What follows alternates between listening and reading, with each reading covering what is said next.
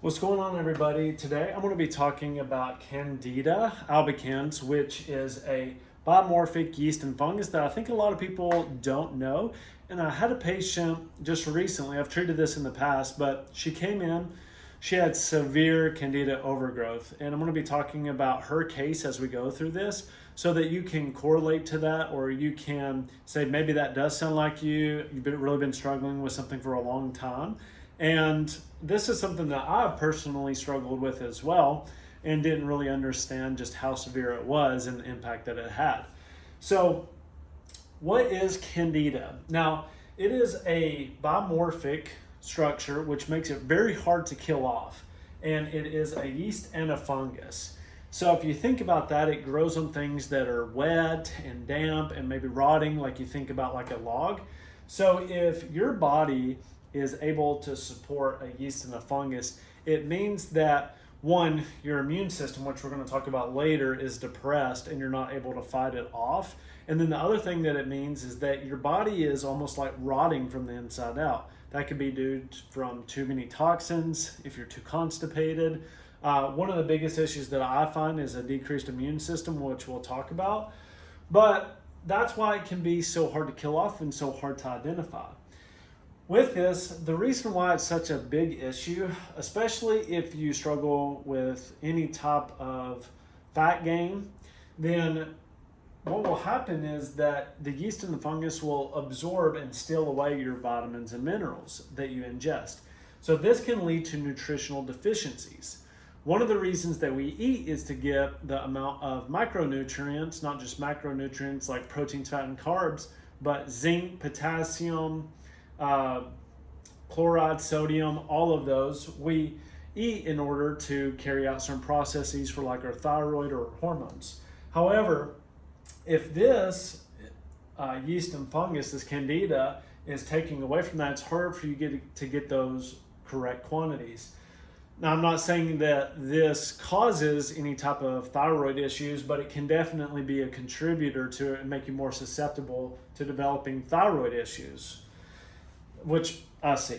Now, with this, Candida loves sugar. And the way that I describe this to a lot of people is that if you had 10,000 or 100,000 or a million kids screaming at you saying that you want sugar, you're probably going to eat sugar. So the Candida and your microbiome have a bigger impact. There are actually more gut bacteria and microbiota in you than there are actual human cells. So they play a huge impact on your behaviors and how you conduct yourself and your cravings. So if you have a problem, if you really love sugar, if you just can't go throughout the whole day without eating any type of sweet or candy, then this could be a really big sign that you do have potential Candida overgrowth. I'm going to talk about the signs and symptoms and where you can look at to see if this is a potential issue later on. I've got some treats for you at the end. So, no pun intended. So, why do you get it? The biggest reason that I find is a decreased immune system. What causes a decreased immune system? That can look like that you're not getting enough vitamin D, you're not getting enough sunlight. It can be that chronic stress will inhibit your immune system. So if you're chronically stressed with your work, with kids, relationships, whatever it may be, that will actually cause your immune system to decrease. Then any other type of infections, like if you get pneumonia, if you get another virus, that can bring down your immune system and make you more susceptible to Candida as well. Not a lot of people understand that, but the more that it piles on, the easier and easier it becomes in order to have an effect on your body. And leaky gut, now this happens due to chronic stress as well. So a lot of it comes back to stress. Now stressors are many things. They can be physical, emotional, or chemical. So the food that you eat, if it's highly inflammatory, can cause leaky gut, can cause stress to your body. If you have a car accident, that can cause stress to your body. And then if you have bad relationships, those are just a few examples. You can play off that however you want to. I think you all are smart enough to kind of say, do you have stress and what is causing stress in your life? And you really need to work to mitigate those things as much as you can. So what are some of the effects of Candida? Well, chronic fatigue for sure. And I probably know at least 6 out of 10 people in my life that do have some sort of chronic fatigue. They're always tired, they're struggling, it's hard for them to get up in the morning. I see lots of patients dealing with it as well. And this is a huge issue. So chronic fatigue can be a big issue. Skin issues, so psoriasis, eczema, those can be tied into liver issues, mainly for me when I'm talking about those issues. But Candida can also contribute to this as well. So if you have dry scalp, if you have itchy scalp, dandruff, if you have dry, itchy skin, that can be, if you have what's called tinea cruis, where you have like these little white spots all over your body, that can be indicative of a fungal infection as well. Mood swings. So if you notice that you're up and down and up and down, you know, bipolar gets thrown around a lot. But if these Candida, if it is absorbing vitamins and minerals, that plays a big role on your neurotransmitters, so like your serotonin and dopamine. Plus, you know, 60 to 70% of your serotonin is made in your gut. So if you have a leaky gut, that can be a big issue as well. That's why anytime anybody's having some really severe depressive disorders, we definitely want to look at their gut and see what's going on. And then chronic inflammation. So rheumatoid arthritis, arthritic changes, the more inflammation you have in your body, the more likely it is that you're going to have some sort of opportunistic infection, such as Candida. And, you know, if you just hurt all over all the time, if you have fibromyalgia diagnosis, that's very common, then you may want to look into it. So my patient was struggling with chronic brain fog. You know, she would get told something, she would forget to put water in the coffee, she would forget to bring the groceries in, she would forget where her keys are, she couldn't remember the conversations that she just had the day before. And so she was getting a lot of brain fog from this. And so how we figured out that this was going on was that I talked to her initially and we talked about signs and symptoms. And one of the biggest things she documented, she did a really good job. She took pictures of her tongue several times and she found that she had what's called oral thrush, which is a white coating on the tongue. And that's something, look at first thing in the morning before you brush your teeth or drink or eat anything. If you have a white coated tongue, then that oral thrush can indicate that you do have Candida. That is a huge sign.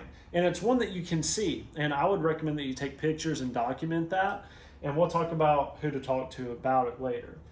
Digestive problems. So if you have constipation, diarrhea, gas, bloating, that can be that this opportunistic infection, if you will, has taken over the gut microbiome. And it's one of the reasons maybe you're craving sugars, craving certain things. So you need to make sure that you, if you are having digestive problems, you want to address that for sure. The next thing is if you have recurring UTIs, that can be another sign that you could have a Candida overgrowth as well. And then skin and now fungus. So a lot of our diabetics typically have poor blood flow to their feet and they get this fungal overgrowth. So with that, that is one reason, but Candida can be another that we always have to look into. And that's huge for our diabetics because one of the reasons they crave sugar could be that they have Candida. So to make sure to help them with those sugar cravings, we can always address the Candida issue. So who do you go see for this? One second. Well, not all doctors know about this. Not everybody has training in it. And you may be asking, why hasn't my doctor talked to me about this? And that's because especially medical doctors have more pharmacological training because that is the tool that they use to help address any of your issues. They don't know about it. They haven't taken special training. I've taken a lot of functional medicine training, a lot of nutrition training, which has led me back to being able to correct these issues. So typically with the medical intervention, antibiotics are their go-to. However, if you do antibiotics and kill it off, but you never reestablish the immune system and you never repopulate the correct microbiota, then what will happen is that you'll get infected again, and it just becomes this continuing cycle of infections. So with that, now they also don't instruct any diet or supplements, which I feel are imperative in order to rebuild the immune system. And then also the dietary changes. You can't keep feeding Candida sugar and expect it to die off correctly. It's going to come right back. Some of the ways that we address it, now this is just a very simple breakdown. Typically you have to do 3 phases where you do kind of a heal and seal of the gut, you do a kill off, and then you do a replenish. But oregano oil is very powerful to help with the kill off of Candida. Garlic is another one, so add that into your foods. Just make sure you're cutting out sugar. And then there are certain other specific herbals that you can use, like St. John's wort or wormwood, black walnut.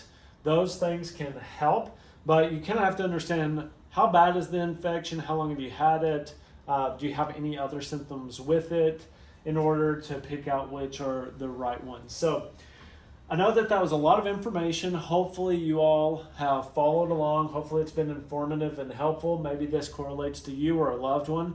If you would, please share this with your family and friends. Like it, subscribe to my channel.